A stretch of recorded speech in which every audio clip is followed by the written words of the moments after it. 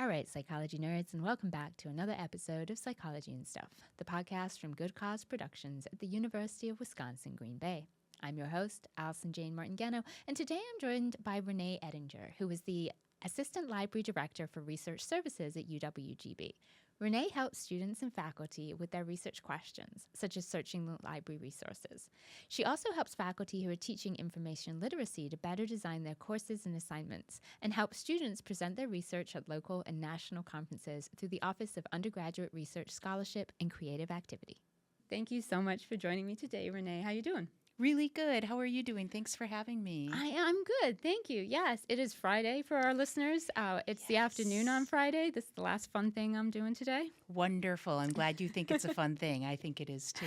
Oh, it is. It is for me because I get to do the easy part and you have to answer all the questions and I get to just ask, which I love.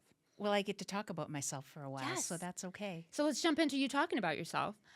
So Renee, I was looking at your bio as I was preparing for this episode, and you do a lot of different things. So I was like, I knew she did these 2 or 3 things, but she also appears to do like 6 or 7 other things on top. So tell me, what is it you do here at the library?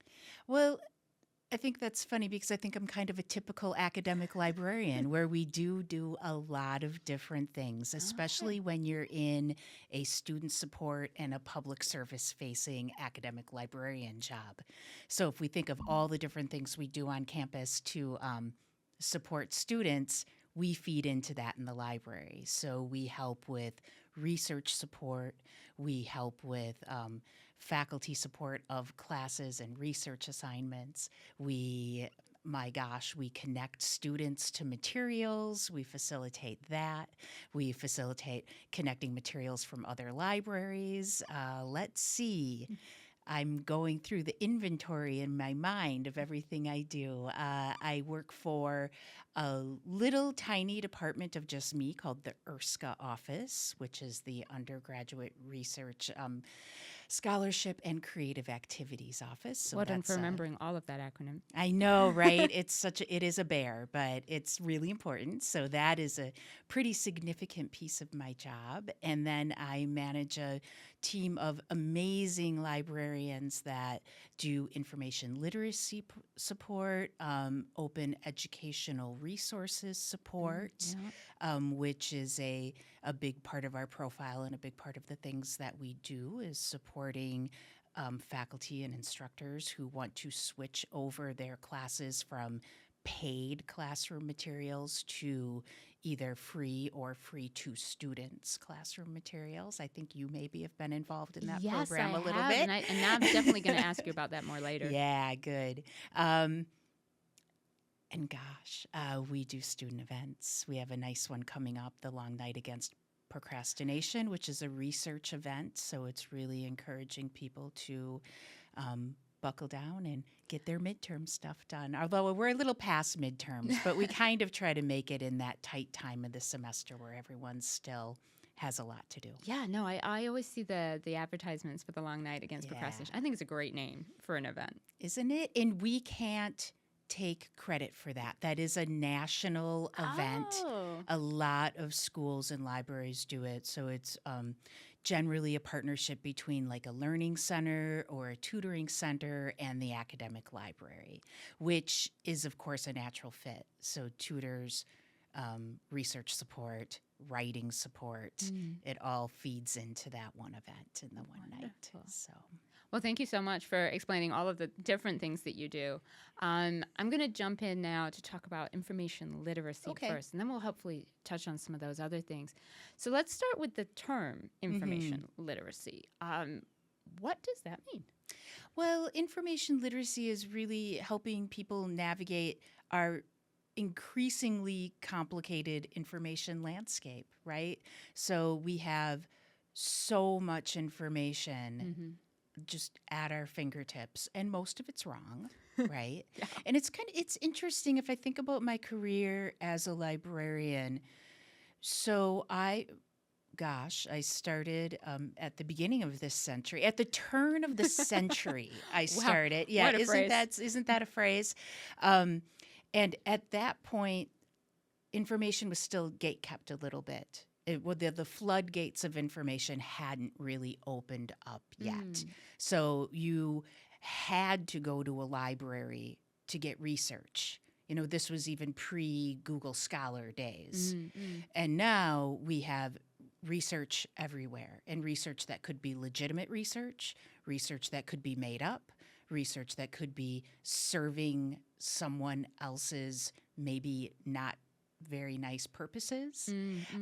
So the idea of being information literate is being able to process that extremely complicated information landscape that we currently live in and pull out the pieces that are important for you to make good decisions about pretty much anything, personal life, academic life.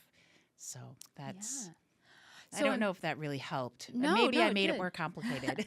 Well, I certainly am. So what I'm taking is that information literacy, sifting through all this information, deciding what's good quality, what's not, what helps me, what doesn't. And it sounds like it's becoming more and more important because of those gatekeepers that you were mentioning.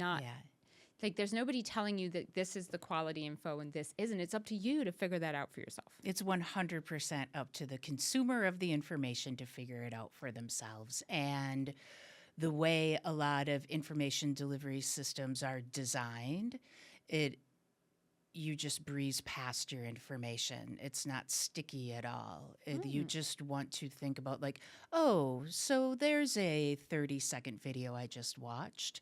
Now I'm watching another one. Now I'm watching another one. Nothing makes you pause and say, should I actually believe that? Oh, I see what you mean by sticky. Right? Yeah. Yeah. So sort of thinking about slowing down and reflecting on the information rather than sort of accepting it at face value. Yes. Fantastic. Yeah, exactly. And when we're thinking about teaching students to do this, what are some of the sort of common hurdles they have or what's the word I'm trying to grab here? Hurdles they have in understanding what's a good source and what's not. They might have a misconception perhaps about what makes something a good source. Yeah, so we talk a lot about the concept of authority. So what makes someone an authority on whatever piece of information you're consuming. And authority, not every librarian loves that term because it's a little loaded. But when I say authority, I mean you may have authority through a lived experience or just your personal background. Authority doesn't always mean because you have a PhD. You know, sometimes it means that. Sometimes it doesn't. So a big hurdle, I guess that we could call it, that some students have when they're very new at evaluating information is evaluating that authority piece of it. Why I'm looking at a thing or I'm listening to something, I'm reading something, I'm watching something. Why should I believe it? And to me, that is the creator of that content, do they have the authority to be speaking on it? Right. And again, I don't want to make that feel like you only have authority if you're the CEO of a company or have a PhD. Your authority could be your lived experience, your personal experiences with something. It depends really on the piece of information. Yeah, and I'm thinking in terms of authority, like almost false authority. So I could have a PhD, and so people think that everything I say is right, but my expertise is only in this one tiny little narrow area, and I'm not an authority on other things. Absolutely. So it is really nuanced, and that's one of the first things that we talk to students about is digging into basically the why behind it, why a piece of information exists. Why is it here? Someone making money off of it? Is there like a political aspect to it? Is there, or is it really kind of a piece of true research? It's interesting. Yeah. So I know, because I've worked with you in your office, that you also help faculty as well as students directly. So helping faculty members create courses to teach these skills. So I wonder if you could tell me a little bit about that side of it, teaching the teachers. Yeah, absolutely. So that's one of the best aspects of our work in the department that I run. We really love working with faculty on information literacy initiatives. And one of the reasons why is because it fits into every single discipline. And I always feel like I learn something every time I work with a new faculty member. I learn something about that discipline. There's a new way that I get to look at my field. So that's just personally really enriching for me. But it's also great to think about the ways that that's going to reach students. So we'll work on things like assignment design. I mean, obviously, kind of the assignment design for information literacy, for evaluating sources, for doing good research, trying to tie that into the larger concepts of the course. That's a big thing that we do. What we've been doing a little bit of lately, and I suspect we're going to do a lot more of, is helping convert some existing information literacy assignments and assessments that we've worked with faculty on, over the years, and making it, oh gosh, I don't love this term, but AI proof. Oh. And I don't like AI proof because I'm not someone who doesn't like AI. I mean, I kind of think like it's here, we're using it, so let's learn how to use it smartly. But so just updating for the modern world. It for the modern world. Okay. Yeah, exactly. Yeah. I'm thinking, so I worked with your office on a course called Myths of the Mind, which is a psychology-based information literacy course. And I love that because sort of a lot of that course was debunking some common psychology myths, which I love to do on this podcast too, but also teaching some skills that could be used outside of psychology. So here's an example, say, of a claim being made that's misleading. How can we know that that's a misleading claim? And then how can we spot the same telltale signs of misleading claims in other fields too? Yes. Because as you were saying, this is something that really crosses boundaries. Right. Do you think that there are particular, let's say, disciplines that have bigger problems with false information? I'm thinking that pseudo-psychology, for example, is a big problem in my field. Are there fields that are insulated and have less of a problem with this? Oh, gosh. I've never thought of it that way. I usually think of it in the way that you framed it, where what are the disciplines that are really susceptible? Okay. So like psychology, nutrition, a lot of health sciences are really bad with having to fight myths.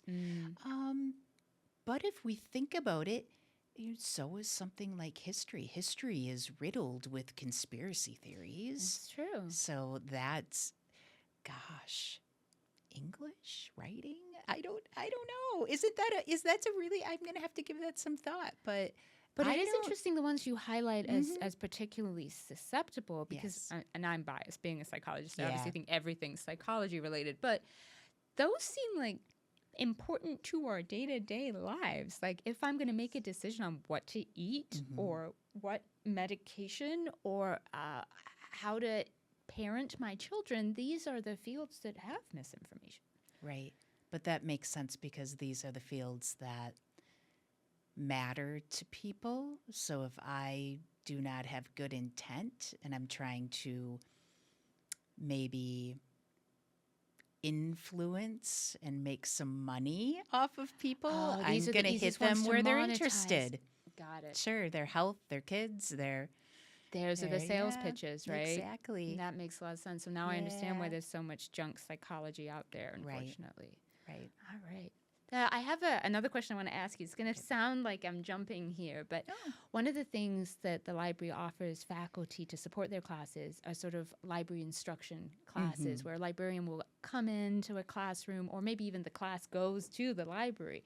Could you sort of walk me through what that looks like, both from a student and a faculty perspective? Yeah, absolutely. So when we do classroom visits, we always like to have it attached to an assignment because we feel like students are more invested when we come in and say, hey, this is specifically to support an assignment that you have coming up. We start off by having a conversation with faculty member, like what research assignments do you want this to support? What concepts in your class are we supporting here? And then we build from there. So we talk about, like, should we focus on evaluating good sources. Should we focus on finding good sources? Are we focusing on citations?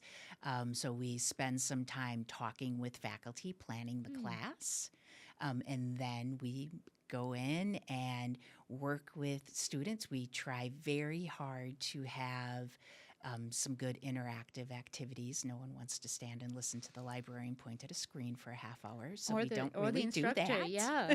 Yeah. I'm thinking I didn't realize, and I should have realized that you can do citations. Okay, because I always think of when I try and teach how to cite, and we cite an APA for psychology, Yes.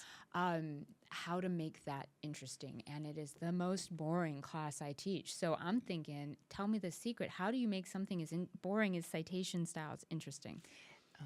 You really don't. I'm sorry, you don't. That's thought you were also gonna give me it's the pretty answer boring there. when we do it too. Oh, It is. all right. Yeah. That does actually make me feel better a little bit. I'm sorry. I'm glad it makes you feel a little better. It does. It does. Okay, so yeah. anybody in my class is listening to this. It's not just me. Citation styles are the most boring thing I'm going to teach you. Yeah. All right. So, well, I'm sure everyone does a great job of explaining why we need to know our citation styles, but so it's interesting you bring up instruction. We do a lot of assessment in the library, and we have a little program that we call bite-sized feedback. So about every month we'll do little surveys. We give people candy and treats, and they do a little survey for us. And our last one was about discovering how the library can help you. So an overwhelming amount of students on this survey said their number one way that they would like to learn more about library services and how the library can support their learning is through classroom visits. Interesting. So they actually want to hear how the library can help them in their specific classes. So All right. Well, that's happening then. You're gonna get an email from me after this, and I am gonna schedule in some because I could avoid having to do all the work in teaching citations. I can palm this out off on someone. All right, that's happening. yeah, good. All right, I'm gonna shift gears a little bit now. Oh, before I do though, OER. Yes.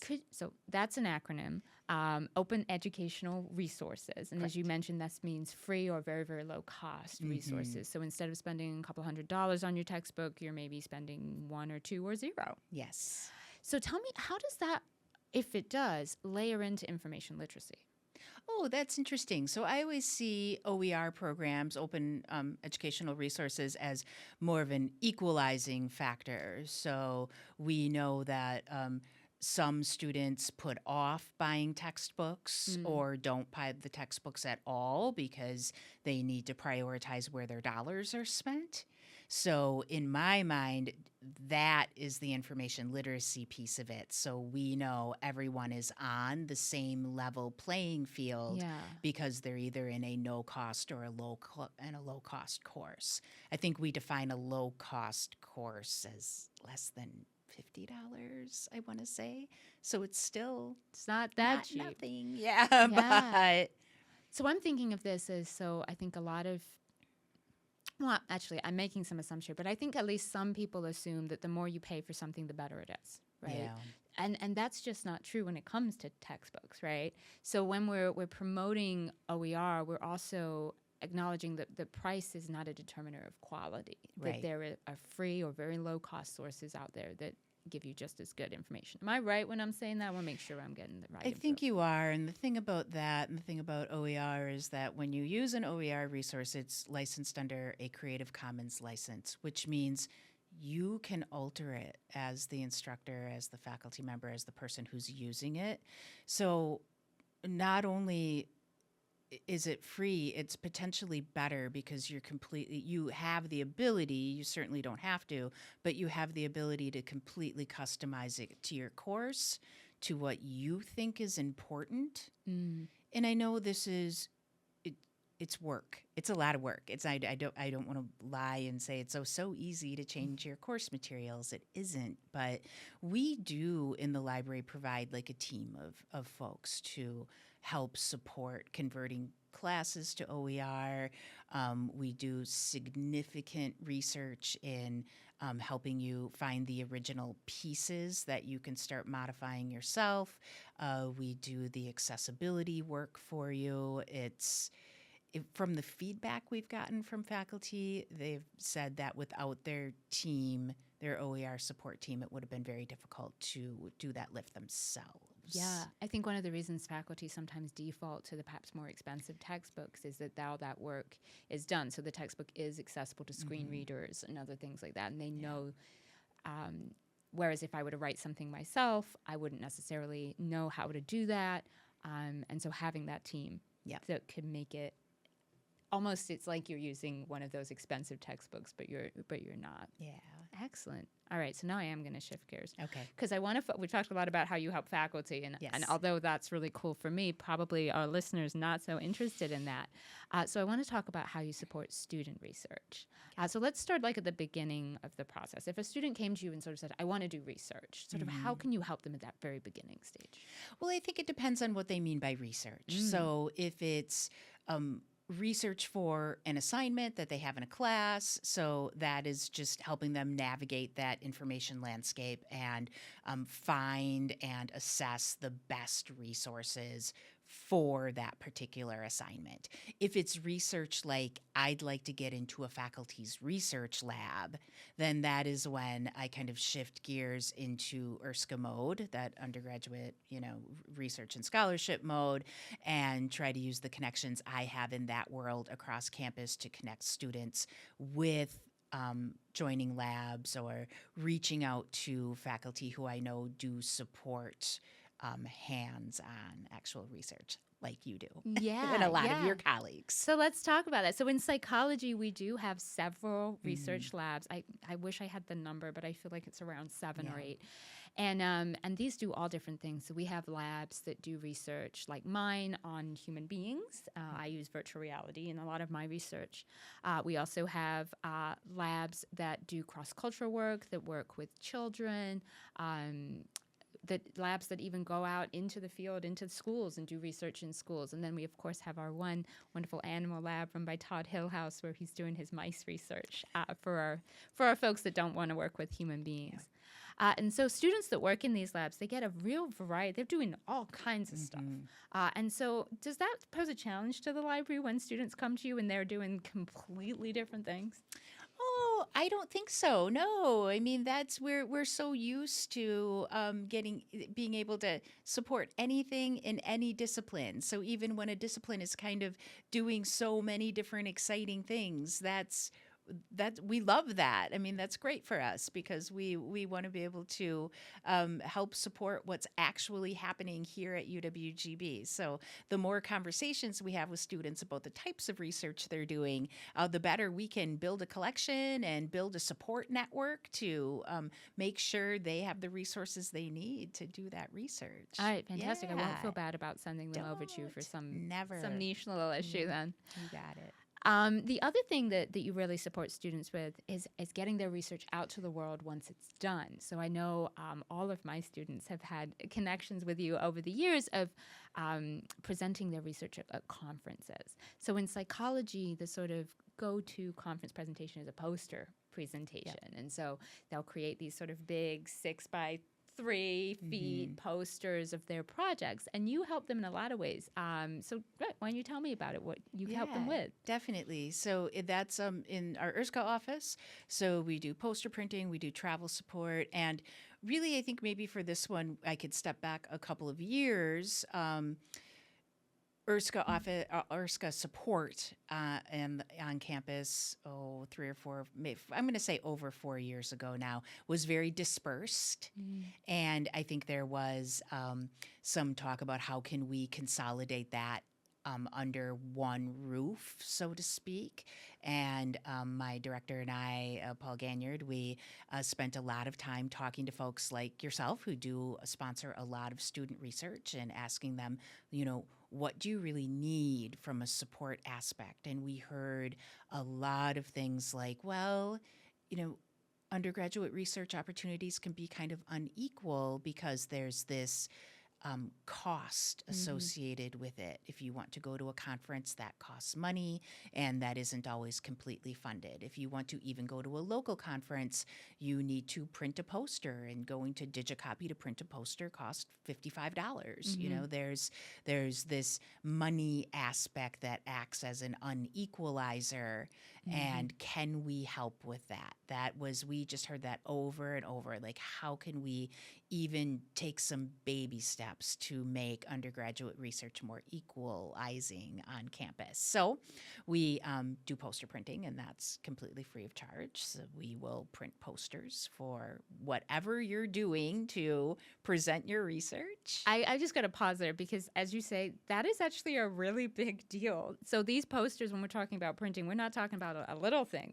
These are huge, and they have designated specific printers that post these, that if we didn't have one on campus for students to access, would actually be a complete barrier to It being would able to be. go. Yeah. Yeah, it would be really expensive. We talked to faculty who said, I was paying for posters out of my own pocket because I wanted my students to have this opportunity. And we don't ever want to hear that, right? And even having the poster on campus and paying for the supplies. I just ordered ink. It was $700, and that wasn't even all the ink that I needed for the, it costs a lot of money, but it's worth it because I think you hear, oh, gee, it's only $50. $50 is a lot, for I would say most of our students. That is a lot of money. Yeah. Yeah. So we do that, poster printing. And then we also have some travel grants. So we will help offset travel to professional conferences and events if you're a student who is presenting research that you've done in one of our many wonderful research labs and classes across campus.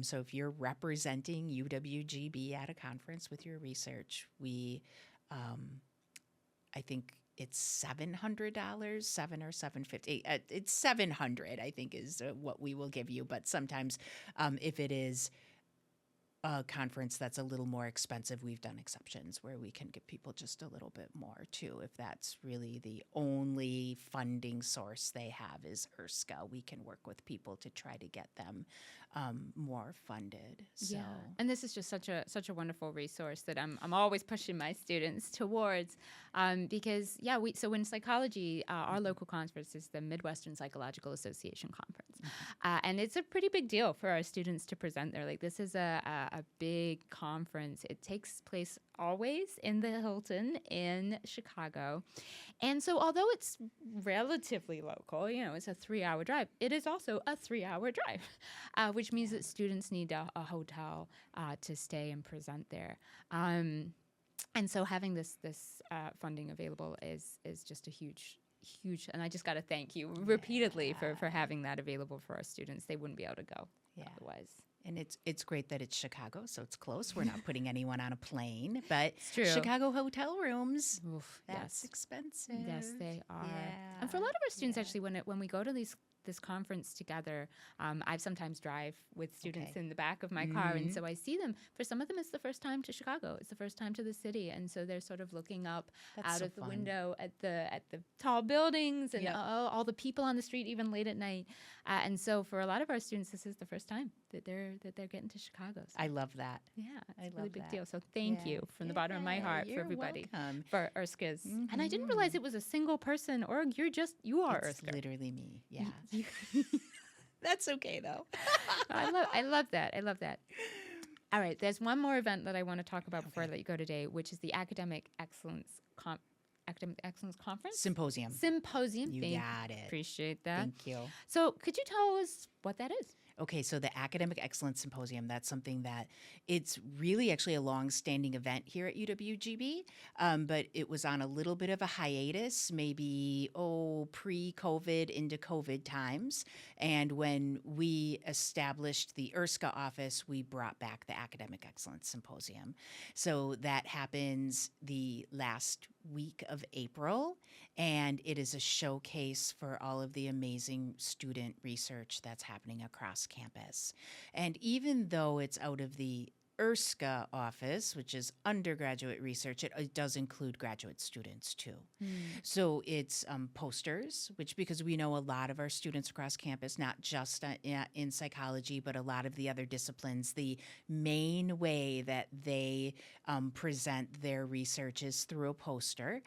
So we make sure that we have a really big poster session, and then also presentations, lightning talks, and there is a virtual poster option too for our online students and our students who are primarily at Sheboygan, Manitowoc campuses and can't make the drive over to Green Bay for the day. So it's a big showcase of student research. We are currently still collecting applications for that. That is April 1st deadline. April 1st. Spoiler, on Monday, everyone will get an email saying that the deadline is extended through April, whatever that Sunday is. So is that the 5th?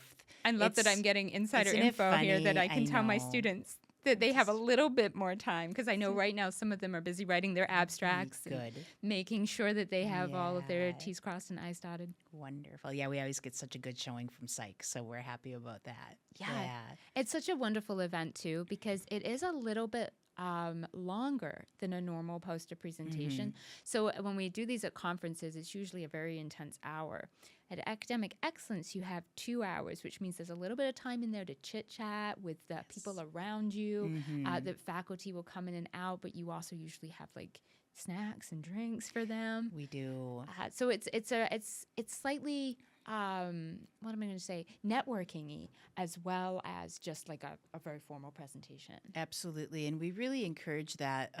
I go around at each session and I tell our presenters, like, it's okay to leave your poster for a little while and walk around and look at the other posters and engage with the other students who are doing research, because it's a great way to learn about all of the amazing things happening here on campus. Yeah. And we get a lot of people who come and chat with students about their research. So it is a good day, and it's a great networking day, and it's a good way to I always think it's a nice way to talk about your discipline and your research to folks who may not be very familiar with it, because it is a multidisciplinary day. It's not like going to MPA where you're pretty sure you're either talking to another, psych faculty or student. Yep. So you can use all of your shortcut language because you all have a common dialogue, right? Every discipline has it. But for academic excellence, there is that kind of, I might be explaining my psych project to a biologist or an English person. So I have to maybe convert my very technical thing to plain language. And I think that's a good skill to have. Absolutely. And you're reminding me that I need to remind my students who want to go to academic excellence that they've got to remember to tweak their language appropriately so that it is accessible to all. And as I'm sitting here saying that, I'm realizing that as a librarian, you must do that all the time. Like, have to shift vocabulary to the person you're talking to. I learned so much being a librarian. I love that. Yeah. So I get to learn everyone's all the ins and outs of their disciplines and their languages and how they frame things. You're it's multilingual. Great. I love it. Yeah. Well, thank you. I wish I was. Oh, well, I joke that I am bilingual in American and English. Oh, funny. So and then I've had people, of course, tell me that is not bilingual, but I also wish I was really bilingual. Yeah. But thank you so much for coming in today, Renee. I really appreciate it. Thank you for having me. Thanks. Psychology and Stuff is brought to you by Good Cause Productions at the University of Wisconsin, Green Bay. The executive producer is Ryan Martin, and our creative director is Jenny Young. The media engineer for this episode is Kennedy Punky. Special thanks to my guest today, Renee Ettinger. If you haven't already, please make sure to rate, review, and subscribe to us on your favorite podcast platform. I'm your host, Alison Jane Martingano. Keep being amazing.